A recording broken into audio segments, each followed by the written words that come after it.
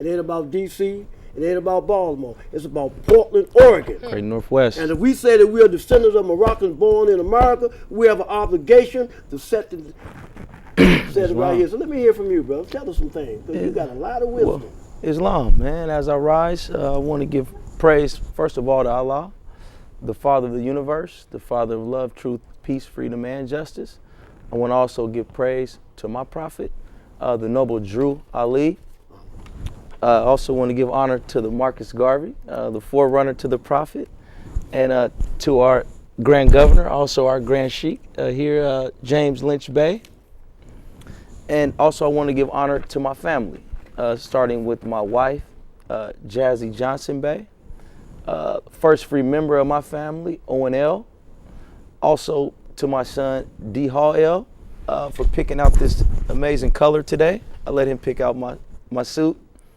And also I want to give honor to my youngest and most precious member of my family. Sheikh, it's been a pleasure to be around you and to spend time here with the Moorish Science Temple of America in Oregon. As you stated, I was born in Portland, Oregon, 1978, right here at Emmanuel Hospital. That's less than probably a quarter mile away from here. I was raised not even 3 blocks from here, 9th and Knott. We're on, what's this, block up from Knott Street right now on 7th and Graham. So, you know, this is definitely my soil. So I never had a chance to understand them not wanting us here. I've always felt welcome in Portland. I've never felt alienated. I mean, I've definitely experienced being 4% of the population as anywhere else. You're gonna know that. But overall, I must admit, being raised in the historic Irvington district, right here in Portland, Oregon, has been an honor, and it's been a big piece of who I am today. You know, being around the people that I had a chance to be raised around. And later on in my life, I realized that nothing matters besides a man's free national standing. That's right, Mo. I was gloating, I was flying. Like I said, I didn't think it was no need. I never understood that they didn't want us here. I never felt like nobody wanted me here in Oregon. So that was never my reason for coming to the Moorish Science Temple of America. I wasn't trying to escape being alienated, or maybe in other parts of the country where you guys may feel the constant hand. Mm-hmm. Here it's an invisible hand. You just know it's there. But also I understand a lot more about Northwest culture, being of Blackfeet descent. I have a lot of traditional understanding of the Northwest and what it represents. When you start talking about Native culture, you start talking about our prophet, Drew Ali, who was of Cherokee descent and also Moorish descent, but Cherokee mainly so, which is has a lot to do with him being able to get those land rights and different things that he had. Is a lot to do with his family. So I'm gonna go back to the Northwest. So before we head down there, and up here in the Northwest, it's a fine region, and it's society based on lineage and wealth. That's always been established. It's a complex ceremonial place also. So ceremonies are high. This is also the original place of the totem pole. The totem pole that you guys see when you see Native culture and you see the big old wood statue with the faces and all this stuff carved into it, that came from the Northwest. So that's a part of our, so that just shows you how deep our ceremonial lineage is up here in the Northwest. Now, as we fast forward into the new millennium, as we call it, 2014, third and fourth generation taking over, I understand totally the need for us to understand our nationality and our birthright. I also understand how that was taken away from us and why. You know, a lot of people, and before we even get to that and get to the need for that here in Portland, Oregon, let me slow down and explain that we have temple number 2 already established here in Portland, Oregon, and it's located at Matt Dishman Community Center. That's on Knott Street, 77 Northeast Knott, I believe the address is, if I'm not mistaken, but you guys know it is Matt Dishman Community Center. We hold our meetings Friday at 6 p.m. You might want to get there a little early to get situated and get everything, get your oils on, get your scents on, and figure out what you need for the meeting. I want you guys to come out and visit us at Matt Dishman and just give us a chance. I mean, come and find out about your nationality and your birthright. Come and find out your true genealogy Okay, because a lot of the misunderstanding with Islam and the distinction and everyone drawing the line, the division between Islam and what Jesus and Christians, and we're Islamism. We're Moorish Americans. We give honor to Jesus, which we also call him justice. We give honor to Muhammad, the great conqueror. We give honor to Confucius. And we also give honor to Buddha. One of those is for enlightenment, the other one is for balance. Now, we have to do these things because Jesus was of Moabite and Canaanite blood. That's right, Mom. The exact same as our prophet Noble Drew Ali. And what you were today, you are what your forefathers was without a doubt. So this was strong when he drew this genealogical distinction. This is so that we can all become one family, so that there is no my Jesus and my this and my that. These are prophets for all humanity. And if you look close at our symbol, you'll see the 4 quadrants. And you must come through one of these alleyways, one of these thresholds to enter the circle of humanity. And it's nothing to be scared of. It's nothing to be afraid of. This is what your ancient forefathers represented. This is what they honored. This is the things that kept them safe. These are the things that they kept precious, and they stood 40 years at the roadside to make sure our generation got it safely. And now that we got it, I have to tell you, Sheik, we're going to run with the ball, man. I'm going to do everything in my God-given power to see to it that this movement extends out first to the youth. Right. First to the youth. And then on up to touch families and nations that it was designed to touch. And I want to thank you, man, for giving me the honor to study beside you, also to bounce my insecurities, to bounce my inconsistencies off of. A man needs that. And early on in this Moorish science, you're going to be tested. Early on, I used to just wear a turban because I was trying to make a distinction that my people have a problem with racism. The very people that don't want to be treated this way, and actually that are trapped because they're playing the color game and can't figure out why they can't get out of it, they're the most racist people on earth. This may hurt some of my people to hear this, but it's a fact. I wore a turban, which is based on my forefathers, and they kept wanting to call me a terrorist and tie me into something that I'm totally against. I'm an American citizen. On my nationality card, it says U.S.A. Real American citizen. Prior to the New Deal, prior to 1933, we come from the real America. When they touched down, they seen copper colored skin. That's what it meant to be American. Now, what I want to do today, though, is that I definitely want to ask the sister that's here with us today, because I always see her representing. No, she's always representing. And I want to ask her, because like I was explaining early on, I should have finished explaining the story. I used to wear a turban. Okay, it was for a couple of reasons. One of the reasons I wasn't blessed with the national headdress yet. And I understood that he said it's going to be turbans and fezzes in the streets.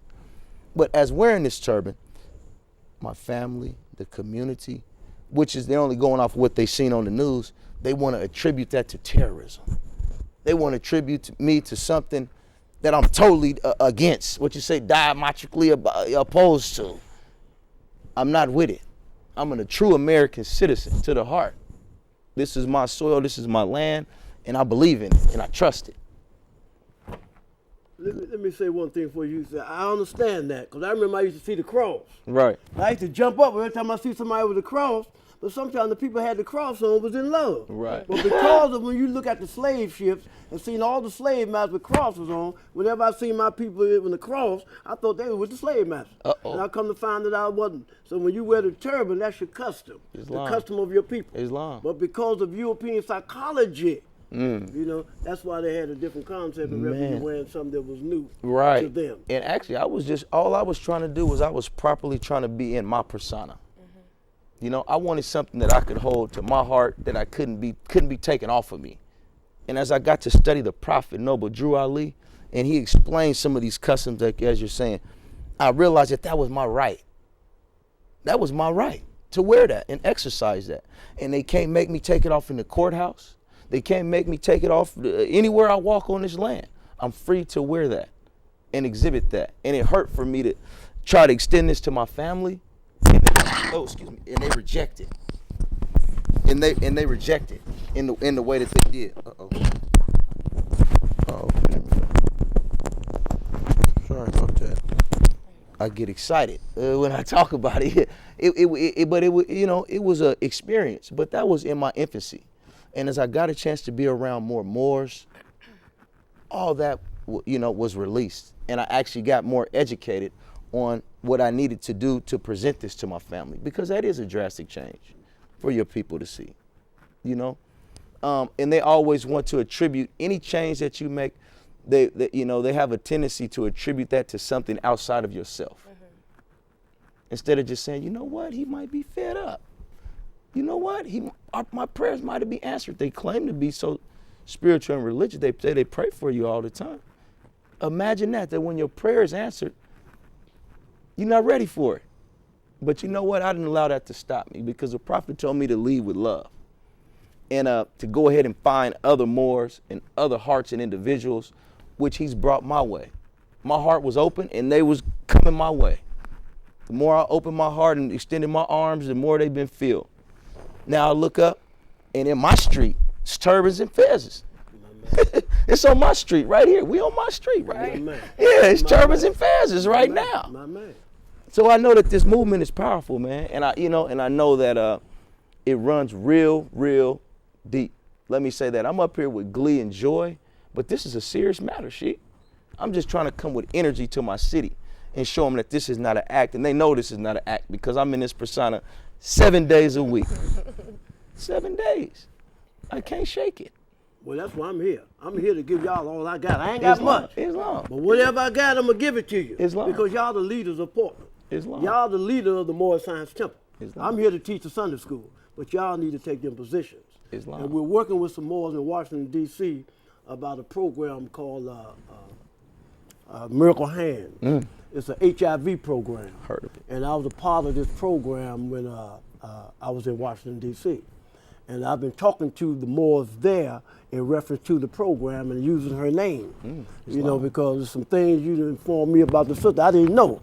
But man, through this Miracle Hands, I think that the Prophet Noble Drew Ali going to be put out front here in Portland, Oregon. Definitely. Because we're going to have what we need. Definitely. All we need is this sister, Deborah Rowe, to write the proposal and go and get this sister some money. Islam. So we can help humanity. And I was going to ask the sister, I noticed that is a beautiful ribbon. I've seen the pink ones, the purple ones, the rainbow. I've never seen the Afrocentric ribbon. Right. What does that represent? You got to explain this. I know you didn't wear it for no reason. You know we're about our signs and symbols now with the temple, so I know you didn't wear it for no reason. Well, this ribbon represents the fight against the spread of HIV and AIDS in the Moorish community, in the so-called Black and African American community. I do a lot of work around disease prevention. I started in HIV, AIDS prevention, STD prevention, but from there, my focus was definitely broader. What Allah gave me was wellness. So that's what the ribbon symbolizes, just that I'm aware that we are dying because we have a lack of knowledge, and you were talking about being in proper persona, and that I think is one of the greatest things that we can do. As Sheikh Lynch Bey asked, what can we do? We can be our demonstration. We can lead by example every day.